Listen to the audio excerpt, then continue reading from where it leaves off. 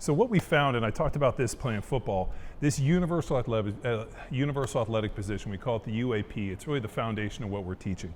So this position, what? Knees are slightly positive shin angle, even with the toes straight ahead.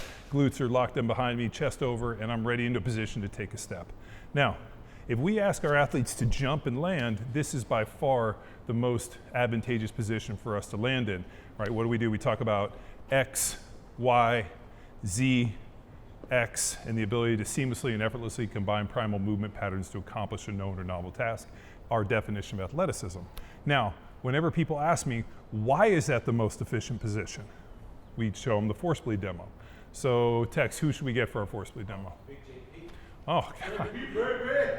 Everybody's, this fucking poor guy, we're gonna beat him up. All right, we're gonna show him two positions. The first one we'll be pretty sure he's gonna fail, and then we'll show you the correction. And more importantly, it comes down to the glute, it comes down to foot position, and it comes down to angles. So what I want you to do is turn your toes out. Give me like a nice open toe squat. I want you to sit back into like a universal athletic position there, up a little bit higher. Cool.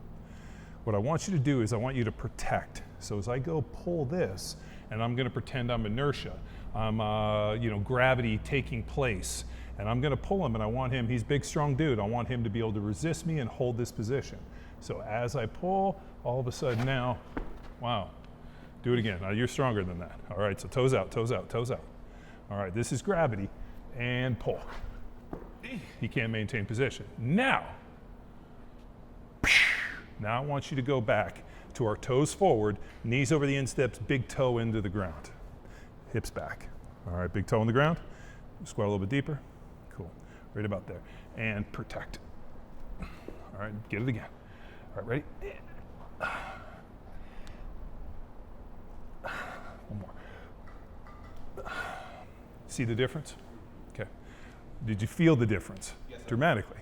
So now think about planting here on a change of direction, the RG3, where all of a sudden he's here, his knee wobbles and he blows his knee out. You guys remember that play? Now, if somebody had ever told him, plant your foot vertical, knee over the instep so that you can change direction, he would not have had those problems. So when you watch guys cut on the sideline and they're here, it doesn't necessarily, I mean, you think about 300 pounds per square inch, you can go through it. Basketball guys will get away with it, but when you start talking about football, where now I'm wearing 25 pounds of gear and I have a 300-pound dude coming on me, now all of a sudden I plant my foot, I get hit, and that's where he sees knee injuries. Focus on his arches. All right, so toes out, so feet out here. All right, so as he gets into position, look at his arch, right? So he's gonna fight. He's kind of doing some funky stuff. Now go toes forward, right? More. Even like slightly pigeon-toed, big toe on the ground. Good, now as I'm doing it, now look at his arches. Right, so put your butt back, chest up. There you go, good, right there. And see how he's making arches? You see the difference? So I think when you see people, a lot of people with collapsed arches, and not to say collapsed arches are a problem, because they found actually that a flatter foot was more rigid and was able to drive more force.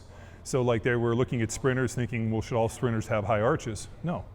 They found that like as long as you can create rigidity in the foot, certain people that are real flat, now people with flat foot tend to have problems, people with high arches, so there isn't one or the other. But I do believe that a collapsed foot and a weak glute will lead to collapsed arches over time.